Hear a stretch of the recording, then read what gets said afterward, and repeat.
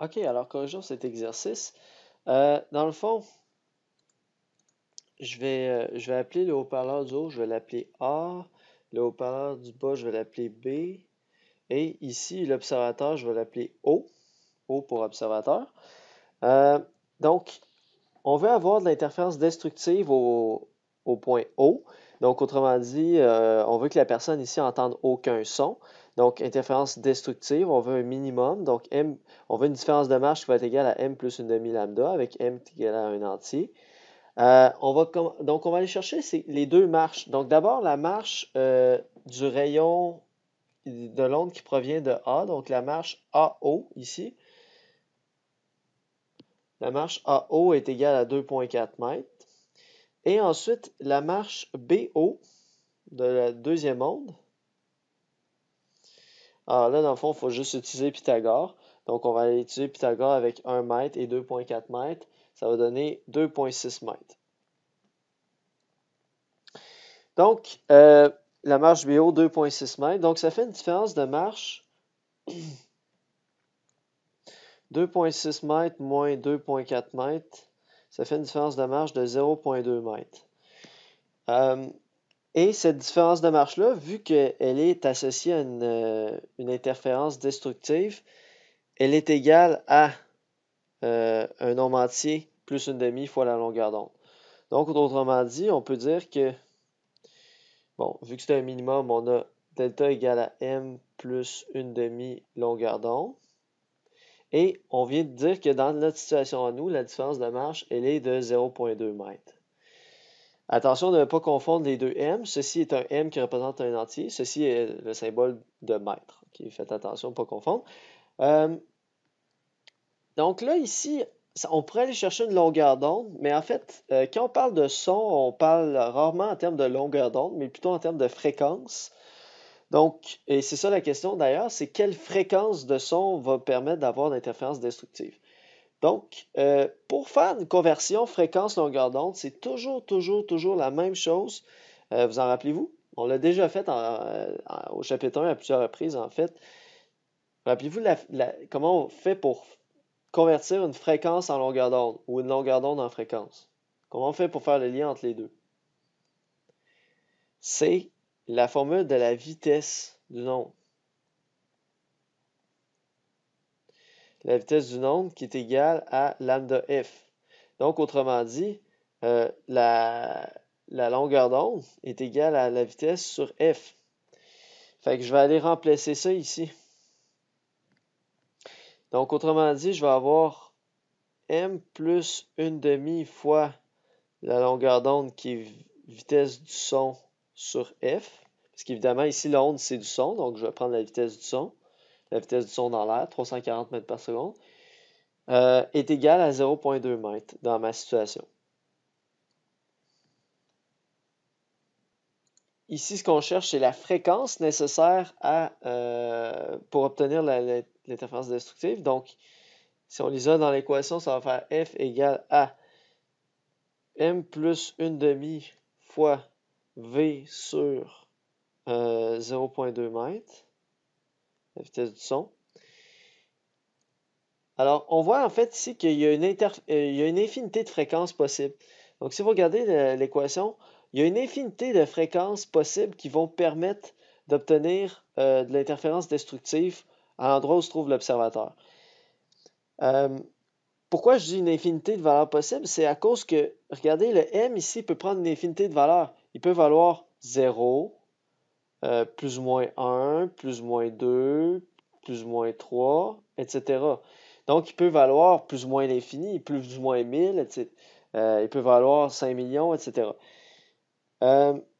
Donc, mais là, on va revenir à la question. La question, c'était la suivante. Quelle est la plus petite fréquence possible? La plus petite. Alors, c'est ça le mot-clé ici qui va permettre de... En fond, c'est pour ça qu'on demande une seule fréquence, c'est la plus petite possible, la plus basse possible. Donc, autrement dit, la fréquence la plus grave possible, autrement dit. Parce qu'une basse fréquence, c'est son grave. Donc, c'est quoi le son le plus grave possible pour avoir d'interférence destructive à l'observateur? Donc, on veut la plus basse possible. Fait que si vous regardez, c'est quoi le M qui va donner lieu à à la fréquence la plus faible possible, ben, c'est quand m va être le plus petit possible. Voyez-vous ça? Donc, autrement dit, ici, le m le plus petit possible, c'est en fait 0. Alors, m va avoir 0. On va faire le calcul. Donc, on veut la fréquence la plus basse possible. Donc, on prend le m qui va donner la fréquence la plus basse possible. Donc, ça va donner f est égal à 0 plus 1/2 fois la vitesse du son. En fait, on peut tout de suite le remplacer par sa valeur. 340 mètres par seconde sur 0,2 mètres. Et là, on va trouver la valeur, la réponse, 850 Hz. Voilà. Donc, ça, c'est la plus basse possible, mais on pourrait aussi avoir, si on mettrait 1, on aurait une autre fréquence qui va permettre d'avoir des interférences destructives aussi. Donc, il y a comme une infinité de fréquences qui vont donner lieu à l'interférence destructive. Par contre, rappelez-vous qu'à partir du moment que vous dépassez 20 000 Hz, c'est plus des sons audibles. Fait que, oui, il y a une infinité de fréquences possibles, mais c'est pas dès que votre réponse de fréquence elle dépasse 20 000 Hz, ben, c'est même plus des sons audibles, c'est rendu des ultrasons. Fait que là, ça n'a plus d'intérêt rendu là. Bref, ici, la réponse, 850 Hz. En B, on veut savoir l'inverse. Quelle est la valeur de fréquence qui va permettre d'avoir une intensité maximale? Donc, autrement dit, en B, on veut avoir une interférence constructive à l'endroit où se trouve l'observateur. Parce qu'on veut savoir, on veut avoir une intensité maximale. Donc, on va reprendre exactement la même démarche. C'est juste que cette fois-ci, la différence de marche doit être égale à un nombre entier de la longueur d'onde pour que ça donne une interférence constructive. Je donne un exemple fictif. Mettons qu'on aurait par exemple l'onde qui fait ça ici. Fait que là, on arrive, mettons, sur une crête. Puis l'onde ici, elle va faire plus d'oscillation, mais elle arrive elle aussi sur une crête. Okay? Pour que les deux arrivent en phase ici. Et donc, donne lieu à de l'interférence constructive. Donc, on a un décalage d'un nombre entier de longueur d'onde. Donc, m lambda égale à 0,2 mètres. Mon lambda, c'est toujours égal à la vitesse du son sur la fréquence. Fait que si j'isole la fréquence dans cette équation-là, je vais trouver m fois la vitesse du son sur 0,2 mètres.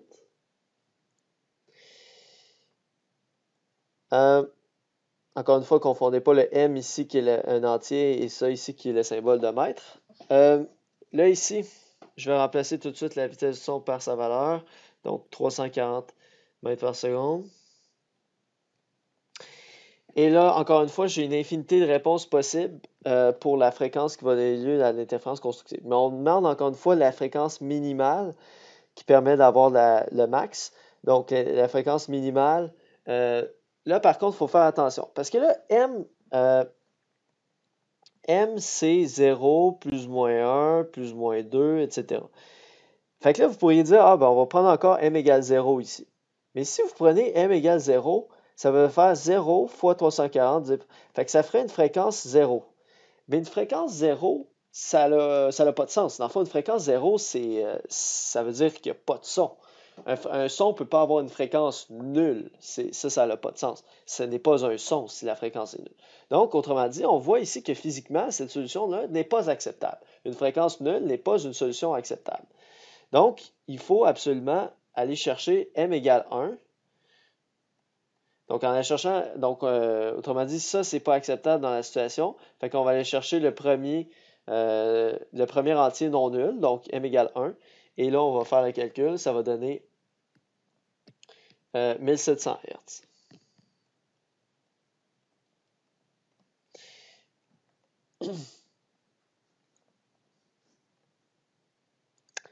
Prochain sujet. Je pose la question suivante. Quelle couleur est la plus énergétique? Donc, est-ce que c'est le vert? Est-ce que c'est le bleu? Est-ce que c'est le rouge? Est-ce que c'est le jaune? Quelle couleur est la plus énergétique? Quelle couleur transporte le plus d'énergie? C'est une question qui n'est pas facile à prime abord. Alors, pour comprendre ceci, pour répondre à cette question, on a besoin de voir le spectre électromagnétique. Donc, on va parler de la nature ondulatoire de la lumière. On a dit que la lumière est une onde électromagnétique. Maintenant, si c'est une onde, qu'est-ce qui ondule? Qu'est-ce qui oscille dans la lumière pour qu'on appelle ça une onde électromagnétique? La réponse est dans la question. En fait, la réponse est dans le mot. On appelle ça une onde électromagnétique. Donc, qu'est-ce qui ondule? Qu'est-ce qui oscille? C'est d'abord électro, c'est un champ électrique. Et deuxièmement, un champ magnétique. Donc, les deux choses qui oscillent par la lumière, c'est un champ électrique et un champ magnétique. Donc, vous rappelez vos notions d'N, Y, B. E, le champ électrique, et B, le champ magnétique. Donc, autrement dit, si on a une particule chargée dans un champ, si on se rappelle c'est quoi un champ électrique, c'est on met une particule chargée dans un champ électrique, elle va subir une force électrique à cause du champ électrique. Et le champ magnétique, lui, c'est quand on a une particule chargée qui a une certaine vitesse. Alors ça, c'est important. Pour le magnétisme, ça prend une vitesse. Et quand on a une certaine vitesse, dans un champ magnétique, la particule va subir une force magnétique. Donc, je vais vous illustrer une onde électromagnétique par une petite animation. Alors, vous avez ici une représentation schématique d'une onde électromagnétique. En fait, c'est assez intéressant ça parce que imaginez-vous que la lumière, là, c'est ça. C'est ça la lumière, OK? C'est rien d'autre que ça. Donc, fondamentalement, la lumière, c'est un champ électrique qui oscille. Donc, voyez-vous ici, le champ électrique oscille sur le plan qui est dessiné en orange. Et donc, si on suit par exemple la flèche qui est ici, donc voyez-vous, cette flèche, elle augmente progressivement. Donc, si on est à un point de l'espace, qu'est-ce qu'on remarque? C'est qu'à ce point de l'espace-là, on a un champ électrique qui augmente. Là, ça diminue, ça réaugmente de l'autre sens, ça diminue, ça réaugmente de l'autre sens, etc. Donc, c'est un champ électrique qui change de sens sans arrêt et qui change de module sans arrêt. Donc, c'est un champ électrique qui oscille. Et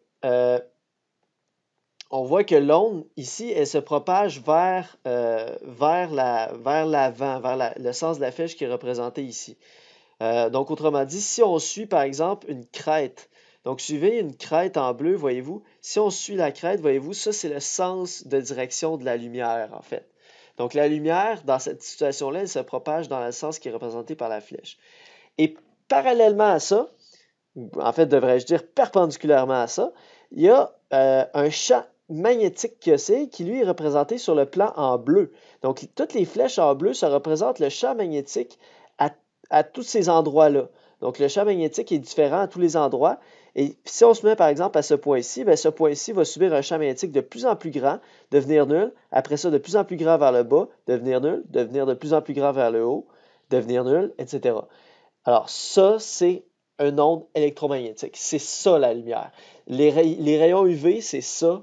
Les rayons gamma, c'est ça. Les rayons X, c'est ça. Tout ce qui est électromagnétique, c'est ça. C'est ça de la lumière. Donc, c'est un champ électrique puis un champ magnétique qui oscille. Si on augmente la fréquence, non, d'abord, je vais diminuer la fréquence. Tiens. Donc, si on diminue la fréquence, je vais diminuer aussi la longueur d'onde. Ah non, pardon, je ne peux pas changer les deux en même temps. Donc, si je diminue la fréquence, ça va faire en sorte que l'onde va être très lente dans son oscillation. Vous voyez? Donc, une onde avec une faible fréquence très lente. Si j'augmente la fréquence,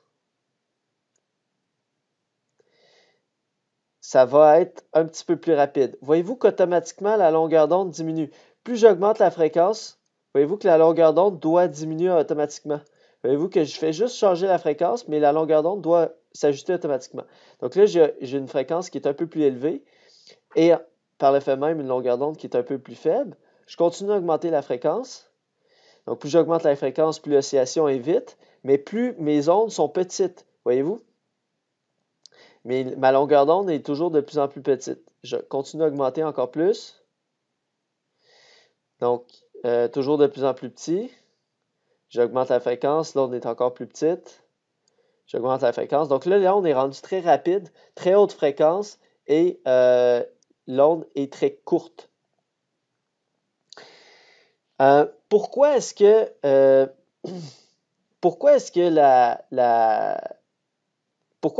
lorsque j'augmente la fréquence, la longueur d'onde doit automatiquement descendre? C'est à cause toujours de cette relation-là ici. Donc, c'est toujours notre éternelle relation que j'ai dit qui est super importante, qui va revenir 1 million de fois. Ben, vous voyez, on la réutilise. Donc, on a vitesse d'une onde égale lambda f. OK? Toujours ça. Mais là, on l'applique à la lumière. Mais la vitesse de la lumière, par définition, c'est C minuscule. On avait déjà parlé de ça rapidement dans le chapitre 2. Donc, C minuscule, c'est la vitesse de la lumière, égale lambda f. Donc, c'est la même équation, c'est juste que je l'ai appliquée pour la lumière. Donc, je l'ai appliquée pour la lumière dans le vide. Donc, la vitesse de la lumière dans le vide, on l'appelle C minuscule. En passant, C minuscule, ça vaut 300 000 environ, environ 300 000 km par seconde. C'est la vitesse de la lumière dans le vide. Donc, c'est extrêmement rapide. Plusieurs fois le tour de la Terre en une seule seconde. C'est extrêmement rapide. Mais ce n'est pas instantané. Ce n'est pas infini. Okay? Donc, la lumière ne voyage pas à une vitesse infinie. Autrement dit, quand vous allumez une lumière, la lumière ne se rend pas à vos yeux instantanément. Il y a un certain délai, mais ce délai-là est tout petit et minime parce que la vitesse de la lumière est tellement grande, qui est proche de 300 000 km. Imaginez 300 000 km, c'est énorme. 300 000 km en une seconde. Donc, c'est phénoménal. La vitesse de la lumière, c'est phénoménal.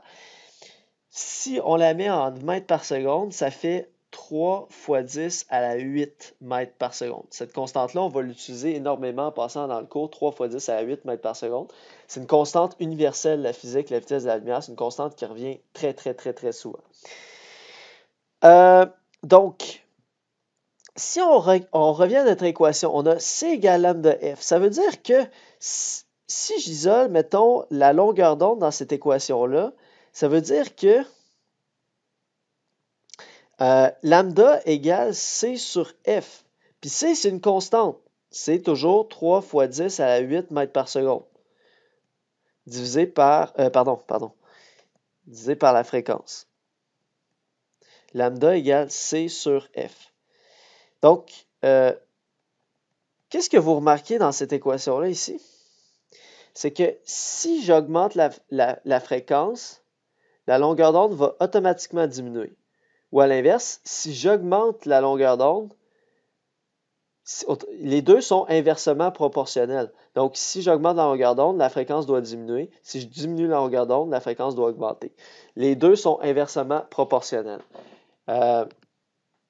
Donc, c'est la raison pour laquelle, dans mon animation ici, lorsque je change, donc, mettons, je parle d'une fréquence faible, si j'augmente la fréquence, vous voyez, la longueur d'onde doit automatiquement diminuer parce qu'ils sont toujours inversement proportionnels. Donc, mettons que j'ai une certaine fréquence, je ne peux pas avoir n'importe quelle longueur d'onde associée à ça. Pour une certaine fréquence, il y a une longueur d'onde précise qui est associée à ça, que je peux calculer en faisant 3 fois 10 à la 8 divisé par la fréquence en question. Okay, donc, il y a une seule, autrement dit, à chaque longueur d'onde, il y a une fréquence qui est associée. Et les deux sont inversement proportionnels. À ce stade, je voulais vous montrer une petite vidéo sur le spectre électromagnétique, c'est-à-dire les différents types d'ondes électromagnétiques qui existent. L'un des aboutissements de la théorie électromagnétique a lieu dans les années 1860, lorsque le physicien écossais James Clerk Maxwell prédit que les champs électriques et magnétiques peuvent se propager sous la forme d'une onde. Il calcule une vitesse de propagation prodigieuse de 300 000 km par seconde.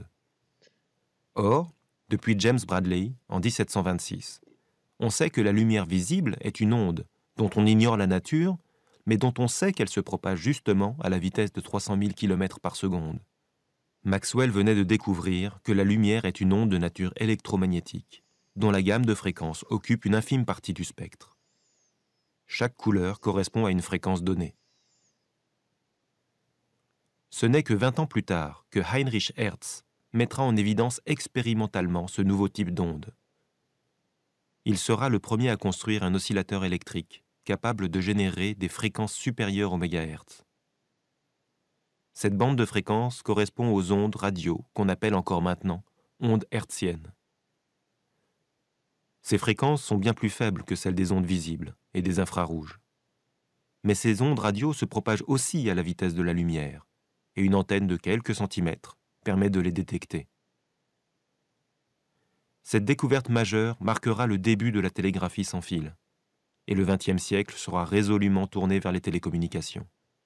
On découvrira par la suite des rayonnements électromagnétiques invisibles possédant des fréquences bien plus élevées que le visible et les ultraviolets.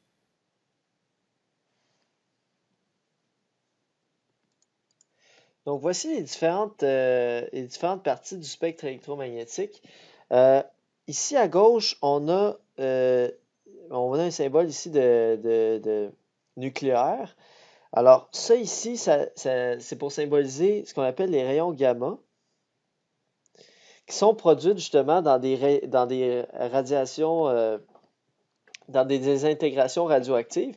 On va parler justement des désintégrations radioactives à la toute fin du cours. Et on va voir que dans ces types de réactions-là, on a des rayons gamma qui sont produits. Les rayons gamma, c'est les rayons les plus dangereux, dans le fond. C'est eux qui sont les plus énergétiques. Donc, ici à gauche, on a des rayonnements qui ont une haute énergie. Donc, les rayons gamma, c'est finalement les plus dangereux. Ce sont des rayons qui ont une très, très grande densité d'énergie. Avec un peu moins d'énergie, on a ici un scan là, qui est fait avec un appareil médical. Donc, ça ici, c'est pour illustrer les rayons X, qui sont utilisés, par exemple, pour diagnostiquer une fracture. Donc, à cause que les rayons X, dans le fond, ne vont pas être absorbés. Dans le fond, ils vont être complètement absorbés par les os, mais ne vont pas être absorbés par les tissus mous, par le sang, par la chair, autrement dit. Donc, ça va permettre finalement de voir les os à l'intérieur de la chair. Donc, ça permet de créer une image qui permet, par exemple, justement, de diagnostiquer une fracture. Donc, les rayons X qui ont cette propriété très intéressante. La radiographie, c'est ça que le mot que je cherchais, c'est pour utiliser dans la radiographie. Ensuite, on a les rayons UV. Alors, les rayons UV qui causent bien sûr le bronzage, mais qui causent aussi le cancer de la peau. Donc, les rayons UV ne sont pas visibles. Ils ne sont pas visibles. Ici, vous voyez, ils sont représentés en violet, mais c'est schématique. Mais en réalité, les UV eux-mêmes ne sont pas visibles. Ensuite, on a le spectre visible. Alors ça, c'est les couleurs qu'on connaît. C'est de la lumière qu'on peut voir avec nos yeux. Quand je dis le UV n'est pas visible, c'est logique, parce que si le UV était visible, ben, il serait dans le spectre visible, vous comprenez? Parce que le spectre visible, c'est par définition, c'est ce qu'on peut voir. Donc, forcément, le UV n'est pas visible. Le spectre visible va du violet jusqu'au rouge. Donc, c'est toutes les couleurs de l'arc-en-ciel. Donc, violet, bleu, turquoise, vert, jaune, orange, rouge. Alors ça, c'est les couleurs pures. Toutes les autres couleurs que vous connaissez, mettons brun ou rose, ce sont des mélanges entre ces couleurs pures-là. Mais les couleurs pures, à la base, ce sont ces couleurs. Ce sont les couleurs de l'arc-en-ciel. Et avec ces couleurs, on peut faire n'importe quelle autre couleur. Ensuite, après le rouge, on a les infrarouges. Donc, les infrarouges, ce sont des rayonnements de moindre énergie que le rouge. Alors, c'est associé à la chaleur, les infrarouges. Ça va créer une sensation de chaleur lorsqu'on reçoit des infrarouges. Donc, par exemple, il y a dans certains bars, il y a une terrasse, puis admettons, c'est l'hiver, il fait très froid. Alors, pour garder la terrasse, les gens qui sont sur la terrasse un peu au chaud, des fois, il va y avoir des lampes infrarouges. Donc, la particularité de ça, c'est qu'on ne fait pas juste émettre de la chaleur comme avec une fournaise ordinaire ou avec une plainte ordinaire.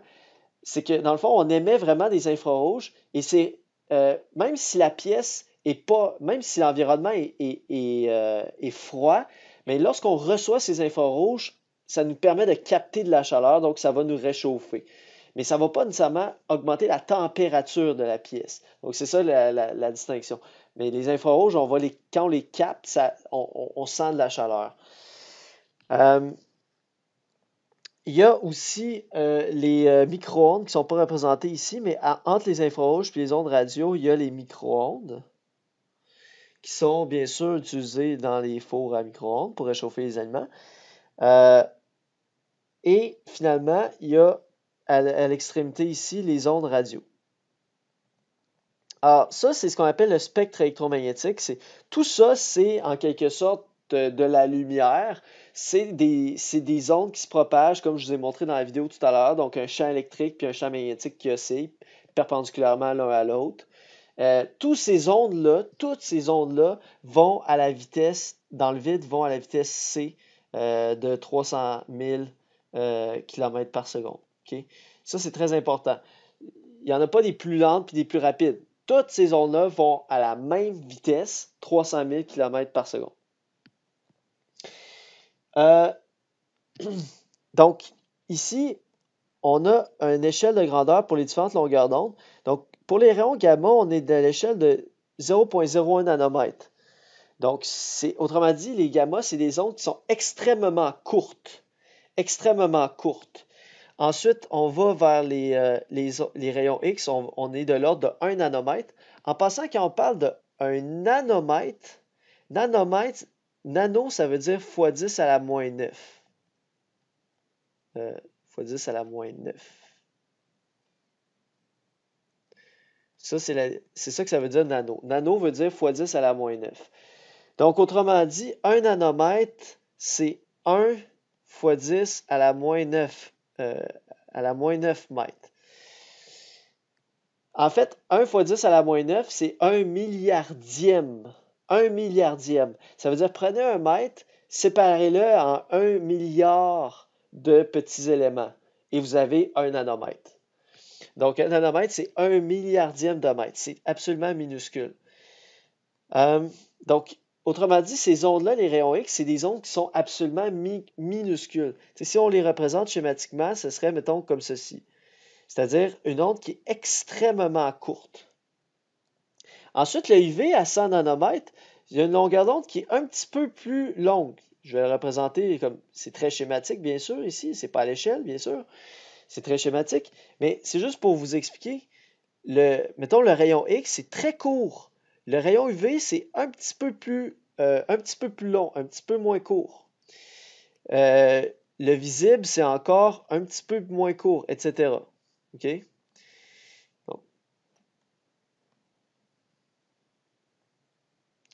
Donc, ceci, ça pourrait être, par exemple, la lumière visible, etc. Puis les ondes radio, elles, c'est comme si elles sont beaucoup plus longues. Beaucoup, beaucoup plus longues. Donc, les ondes radio, on est de l'ordre de grandeur ça peut être entre 1 mètre et 1 km, et même plus que ça. Ça peut être 10 km même de longueur d'onde. Donc, vous imaginez une onde, là, ça prend, mettons, 10 km pour qu'elle fasse un cycle complet. Okay? Entre le début et la fin du cycle, 10 km de distance. Donc, c'est une onde qui est extrêmement lente, autrement dit, qui est très, très longue et très, très lente. Donc, ici à droite, on a des rayonnements de faible énergie.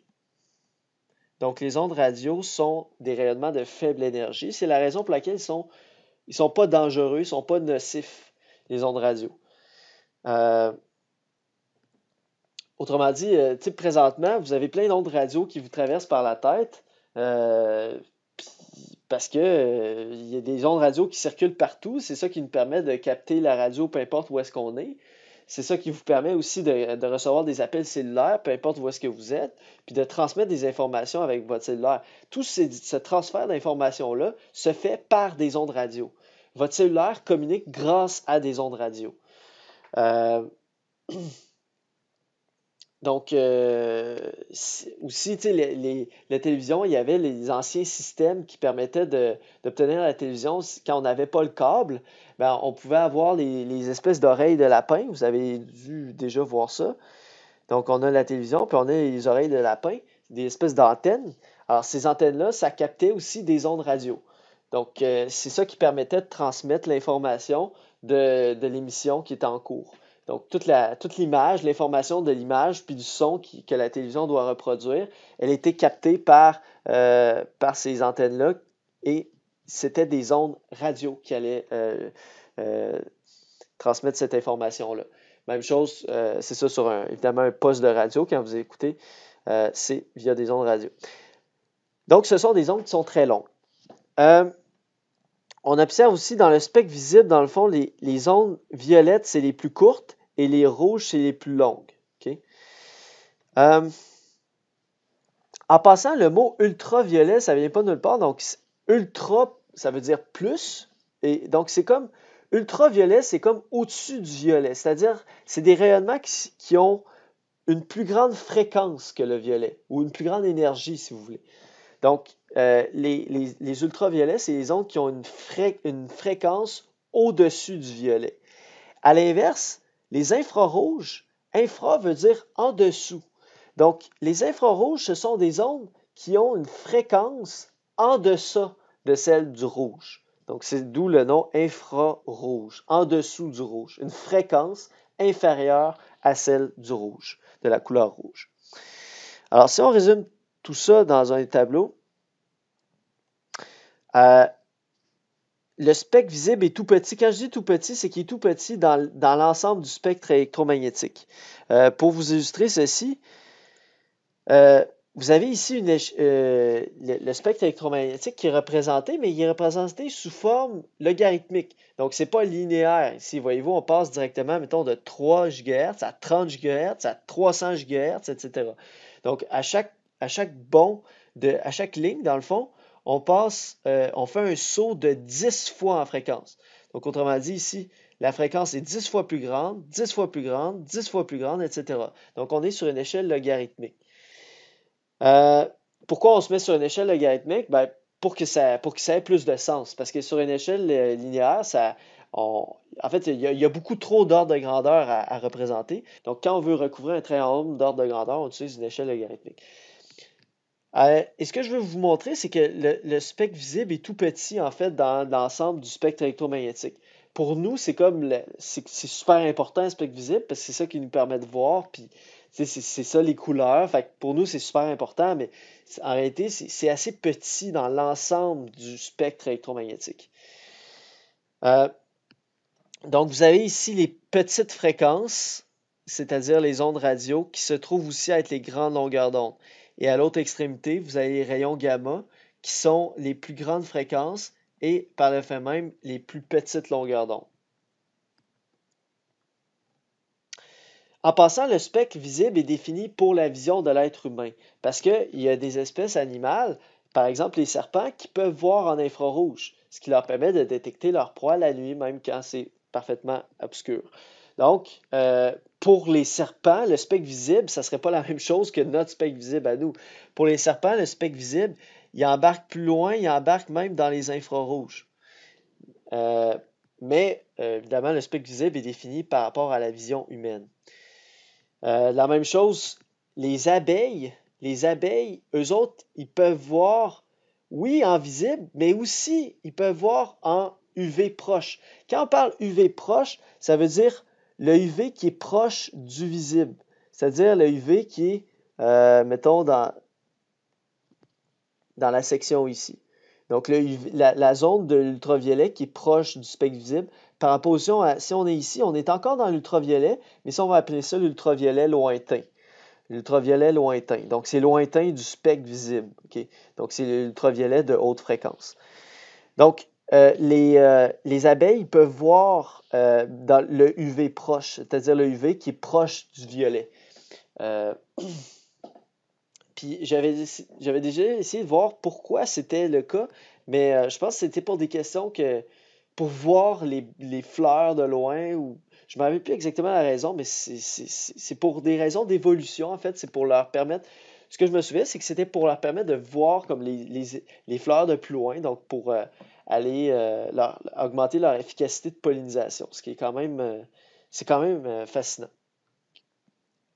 Pourquoi cette plage du spectre et pas une autre pour le spectre visible?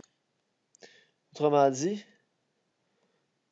pourquoi c'est cette partie-là du spectre qui est visible? Pourquoi est-ce que l'être humain s'est pas adapté plutôt pour voir, mettons, cette partie-là du spectre électromagnétique ou cette partie-là du spectre électromagnétique? Pourquoi c'est cette partie-là du spectre électromagnétique en particulier que les humains et la plupart des autres animaux, comme les chiens, les chats, etc., pourquoi est-ce qu'on s'est adapté à voir cette partie-là du spectre électromagnétique en particulier? C'est une question quand même qui est intéressante de se poser. Pourquoi c'est cette partie-là qu'on a appris à voir? La raison est fort simple. C'est parce que cette partie-là du spectre électromagnétique n'est pas absorbée par l'atmosphère.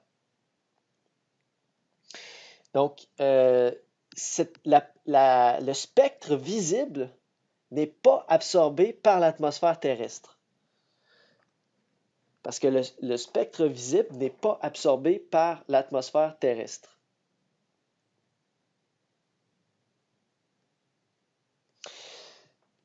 Contrairement au UV, qui lui est absorbé en grande partie par l'atmosphère terrestre, par la couche d'ozone entre autres. Vous allez dire, ouais, mais il n'est pas totalement absorbé parce que c'est ça qui me donne un coup de soleil. Vous avez raison. Le UV n'est pas totalement absorbé, mais il est en grande partie absorbé par la couche d'ozone. Donc, imaginez si l'atmosphère ne filtrait pas les UV que nous envoie le soleil, ça serait très, très, très dangereux. Fait même si, autrement dit, même si le UV est filtré en grande partie, ce qui reste est quand même suffisant pour nous donner des problèmes. Donc, ça vous donne une idée.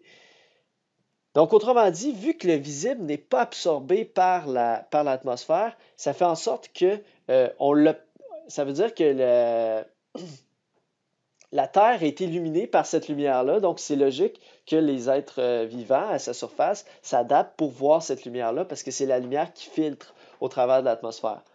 Contrairement, par exemple, à l'infrarouge qui est filtré, qui lui va être bloqué par l'atmosphère, mais la lumière visible, elle va traverser l'atmosphère. Donc, c'est logique que ce soit cette lumière-là qu'on puisse voir. L'ultraviolet, on a dit, c'est plus énergétique que le visible. La couche d'ozone bloque la majorité des rayons UV. L'infrarouge, c'est associé à la chaleur. Les rayons X sont largement utilisés en imagerie médicale. Les ondes radio et télé sont peu énergétiques, comme on a dit. Donc, cette partie-ci du spectre électromagnétique, c'est la partie qui est la moins énergétique. Donc, autrement dit, plus la fréquence est petite, plus l'énergie est petite. Donc ici, autrement dit, l'énergie du rayonnement est proportionnelle à la fréquence. Donc, quand vous avez les petites fréquences, ça veut dire ici, vous avez les petites énergies. Donc ici, vous avez l'énergie des ondes radio qui est petite, qui est faible. Donc, vu que l'énergie est vu qu'ils sont peu énergétiques, ils sont peu dangereux.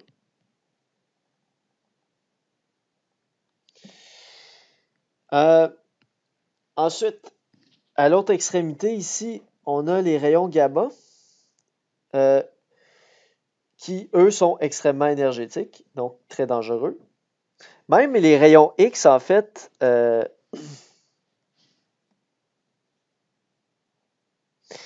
les rayons X sont ici, eux autres aussi sont relativement dangereux. Il faut faire attention.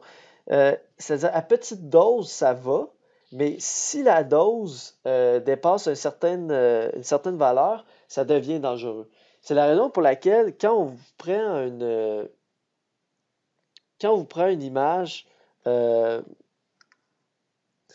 on prend une image au rayon X, par exemple, pour observer votre bras où il y a une fracture, ou encore pour observer vos dents, alors c'est utilisé aussi, par exemple, justement pour voir les caries, remarquez qu'on vous met une espèce de tablier plombé est habillé en plomb. C'est très lourd, là, parce que c'est du plomb.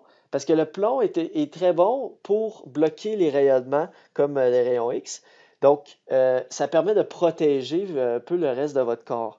Donc, autrement dit, c'est pour minimiser votre exposition aux rayons X. Donc, mais à petite dose, ça va quelques fois par année, ça va. Mais il faut faire attention, une grande dose de rayons X pourrait être nocif. C'est pour ça que, mettons, la personne qui va prendre vos rayons X, elle doit sortir de la salle pour prendre vos rayons X. Parce qu'elle, elle en fait plusieurs fois par jour. Donc, il ne faut pas qu'elle soit exposée systématiquement à des rayons X à chaque jour, plusieurs fois par jour. Ça pourrait devenir nocif. Donc, plus l'onde électromagnétique a une haute fréquence ou une petite longueur d'onde, plus elle contient de l'énergie. Donc, plus la fréquence est grande, plus l'énergie est grande. Plus la fréquence est faible, plus l'énergie est faible. Donc, les rayons X et UV sont si énergétiques qu'ils peuvent causer aux organismes vivants des mutations, ce qui peut produire un cancer. Okay? Donc, par exemple, c'est ça, ça peut causer finalement une mutation sur les cellules de la peau et ça peut produire un cancer. Pourquoi? Parce que ces ondes-là sont très énergétiques. Voilà pourquoi ces rayons sont cancérigènes. Un rayon nous envoie pourtant. Pourquoi survivons-nous? Bien justement, on l'a dit tout à l'heure, parce que l'atmosphère les filtre en grande partie.